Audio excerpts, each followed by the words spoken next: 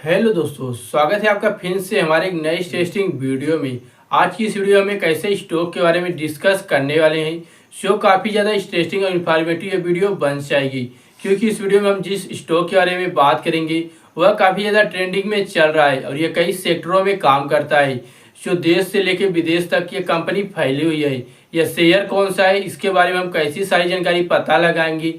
चलकर आगे हम वीडियो में जानेंगे, लेकिन इससे पहले अगर आप चैनल पर नए आए हैं तो इस वीडियो को लाइक कर चैनल को जरूर सब्सक्राइब कर ले, ऐसे ही शेयर से जानकारियों को पाने के लिए। तो चलते हैं स्क्रीन पर, बाकी जानकारी वहीं पर जानते हैं। दोस्तों, इससे पहले आपको हम बताएं, जो यह कंपनी है या शेयर है जो काम करती है वह कच्चे माल का प्रोडक्ट बनाकर उसे सेल करती है। तो चलते हैं आगे, सारी जानकारी हम इसके बारे में जानते हैं। हमने आपको बताया जो कंपनी है कई सेक्टरों में काम करती है। इस कंपनी को भारत में विदेशी व्यापार को सुविधाजनक बनाने तथा आवश्यक खनिजों धातुओं को निर्यात आयात यानी एक्सपोर्ट और इंपोर्ट करने के लिए इसे सुविधाजनक बनाने के लिए इसका शुरुआत की गई थी। यह वाणिज्यिक और उद्योग मंत्रालय और भारत सरकार के प्रशासनिक नियंत्रण में है। इसका जो मुख्य कार्य है वह खनिजों, धातुओं, कीमती धातुओं, कृषि उत्पादों, उर्वरकों और रसायनों तथा कोयला हाइड्रोकार्बन में व्यापार में लगी हुई है। यह कई सेक्टर में, जैसा कि हमने बताया, काम करती है। कृषि उत्पाद की बात करें, कृषि क्षेत्र में क्या करती है, जो गेहूँ की खरीद है, चावल, मक्का के व्यापार को यह सुविधाजनक बनाने के लिए उनके पास जाती है, वहाँ से सामान उठाती है और तैयारी भी करती है उर्वरक की यहाँ पर। और यहीं पर यह तांबा, जस्ता आदि जैसे लोहे की जो सामान है उन्हें भी लाती है। कच्चे माल को लाकर यह व्यापार करती है। ऐसे ही लोहे के चूड़ हो गए, क्रोम ड्रे हो गए, क्रोम सांद्रण हो गया, मैग्नीज, अयस्क, ऐसे कई धातुएं हैं जिनका यह काम करती है। यह कच्चे हीरे का भी काम करती है। प्लेटिनम, चांदी, सोना, ऐसे बहुत से धातुएं जिसमें यह लगी हुई है। यह भारत में 82% काम करती है, वहीं विदेशों में यह जो है 18% इसके हिस्सेदारी है कंपनी की। करते हैं हम फंडामेंटल के बारे में। सबसे पहले हम चार्ट पे आ चुके हैं और देख सकते हैं हमने जो कैंडल सेलेक्ट किया है वह कितने समय का किया है। 15 मिनट का यहाँ पर कैंडल हमने सेलेक्ट किया है और देख सकते हैं चार्ट जो आपको यहाँ पर दिखाई दे रहा है, इसमें हमने 2 रेजिस्टेंस लगाया और 1 सपोर्ट लगाया है। चलिए बात करते हैं मार्केट किस साइड जाएगा, यह बाई करने के लिए ऊपर जाएगा कि नीचे जाएगा। तो यहाँ पर देख सकते हैं, सबसे पहले हम यहाँ पर आपको दिखा दें कि यहाँ पर बार बार यह जो हमारा मार्केट था, यह जो हमने सपोर्ट लाइन बनाया था उसके पास है, लेकिन जो रेजिस्टेंस हमारा यहाँ पर है, रेजिस्टेंस को यह बार बार यहाँ पर देख सकते हैं कई बार तोड़ने की कोशिश किया है, लेकिन इसे तोड़ नहीं पाया। लेकिन इसके बाद फिर यह धीरे धीरे मार्केट नीचे गिरता चला गया। जैसा कि यहाँ पर आप देख सकते हैं मार्केट जो यहाँ पर फिर नीचे गिरता चला गया और फिर उसके बाद मार्केट सपोर्ट लाइन के पास आया और इसे भी तोड़ने की कोशिश किया और कई बार यहाँ पर कोशिश किया इसे तोड़ने की, लेकिन इसे तोड़ नहीं पाया। और इसके बाद मार्केट धीरे धीरे ऊपर जाने शुरू किया और कुछ समय बाद यह फिर रेजिस्टेंस के पास पहुँच गया, लेकिन रेजिस्टेंस को टच नहीं कर पाया। बार बार वहाँ पर पहुँच फिर नीचे चलाता था।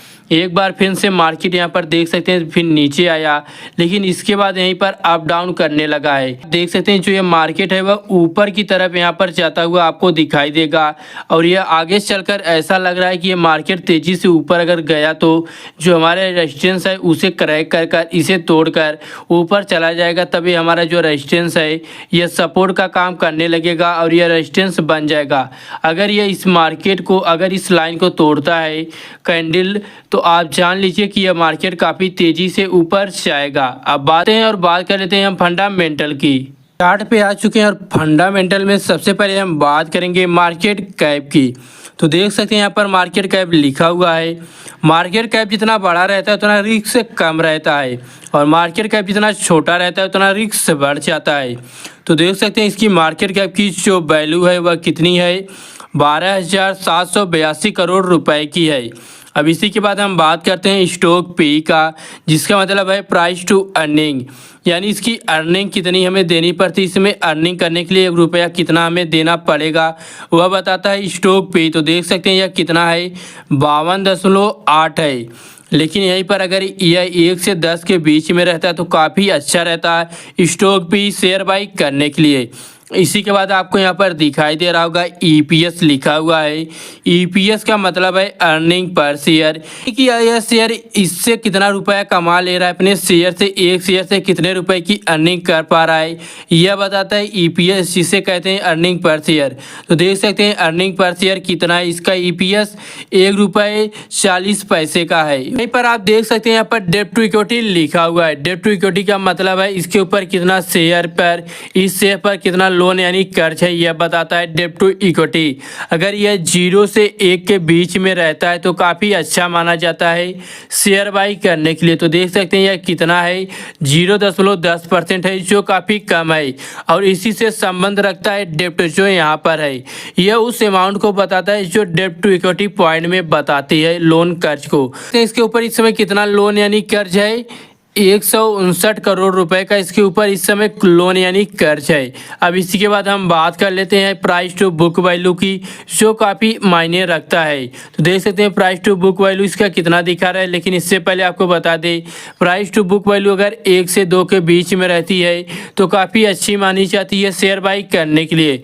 तो इस समय कितना है प्राइस टू बुक वैल्यू, 7.88% है, जो काफ़ी ज़्यादा बता रहा है, जो हमने आपको बताया शेयर बाई करने के लिए। अब इसी के बाद यहाँ पर आप देख सकते हैं करेंट प्राइस आपको यहाँ पर लिखा हुआ दिखाई देगा।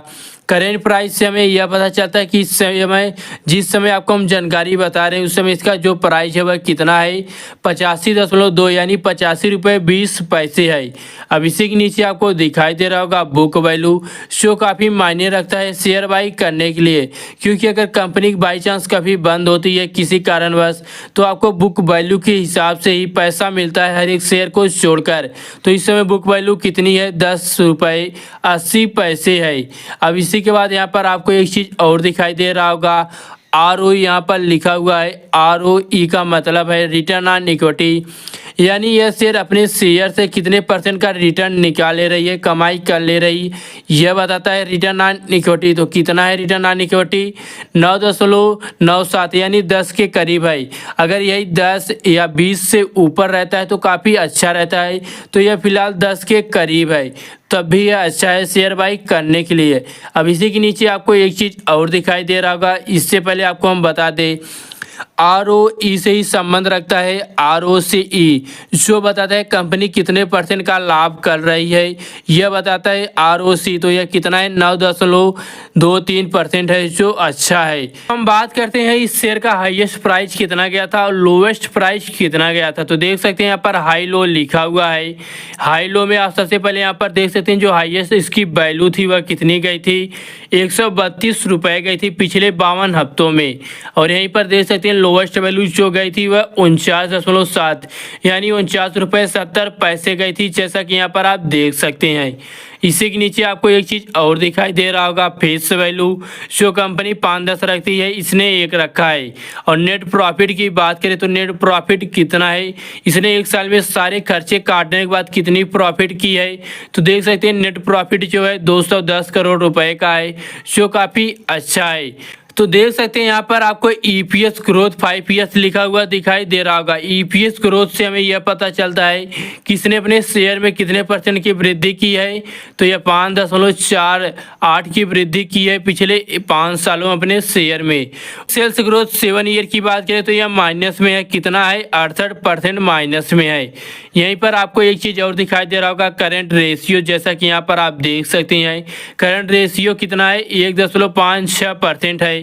और इससे संबंध रखता है करेंट एसेट, जो यहाँ पर आपको दिखाई दे रहा होगा वह रियल अमाउंट बताता है करेंट रेशियो का, तो यह कितना है, 3158 करोड़ रुपए है। वहीं इंडस्ट्री पी की बात करें तो देख सकते हैं इंडस्ट्री पी जो है वह 37% की है। बात करते हैं शेयर होल्डिंग पैटर्न की, जैसा कि देख सकते हैं हम शेयर होल्डिंग पैटर्न पे आ चुके हैं। सबसे पहले हम बात करेंगे प्रमोटर्स की, यानी इस पर प्रमोटर्स कितने हैं, विदेशी इन्वेस्टर कितने हैं। तो देख सकते हैं जून 2022 का जो महीना था उस समय आपको यहाँ पर दिखाई दे रहा होगा जो इसके प्रमोटर्स से वह 89.93 यानी 90% के करीब थे जून 2022 में। वहीं जब सितंबर 2024 आया तब यह कितने हो गए थे, उतने ही थे, 89.93% यानी 90% के करीब। और यहीं पर आपको एक चीज़ और दिखाई दे रहा होगा, पब्लिक लिखा हुआ है यानी रिटेलर इसके ऊपर कितने थे, तो यह 7.45% थे। कब? जून 2022 में, जैसा कि यहाँ पर देख सकते हैं। जब सितंबर 2024 आया तब यह कितने हो गए थे? 7.84% हो गए थे। वहीं पर आपको एक चीज़ और दिखाई दे रहा होगा, PLS लिखा हुआ है, जो इस पर कितने थे? कब? मार्च 2022 में यह कितने थे? 0.07% थे। लेकिन जब सितंबर 2024 आया तब यह कितने हो गए थे?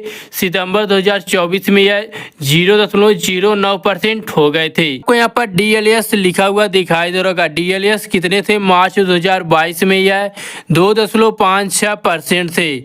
लेकिन जैसे ही सितंबर 2024 आया तब यह कितने हो गए थे?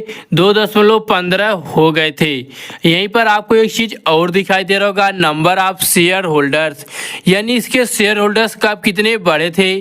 तो जून 2022 का जो महीना था तो इसमें आप देख सकते हैं इसके जो शेयर होल्डर्स की संख्या थी वह 1,93,982 थी।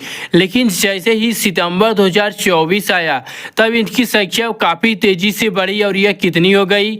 3,79,581 हो गई थी। यानी इसके जो शेयर होल्डर्स है काफ़ी तेज़ी से बढ़ रहे हैं और इस शेयर को बाई कर होल्ड कर रख रहे हैं। तो दोस्तों आपने देखा यह शेयर कितना अच्छा है। अगर हम बाई करते हैं तो आगे चलकर हमें बहुत ही बेनिफिट मिल सकता है और इस शेयर को हम बाई कर लॉन्ग टाइम के लिए भी रख सकते हैं। अगर आपको जानकारी अच्छी लगी तो इस वीडियो को लाइक कर अपने व्हाट्सएप ग्रुप दोस्तों के साथ शेयर जरूर करें, जिससे उन्हें भी जानकारी मिल सके। और चैनल को भी सब्सक्राइब कर ले ऐसे ही शेयर से जानकारियों को पाने के लिए। कमेंट कर हमें जरूर बताएं कि आपको ये जानकारी कैसी लगी। अगला वीडियो आप किस शेयर पर देखना चाहते हैं यह भी कमेंट जरूर करें।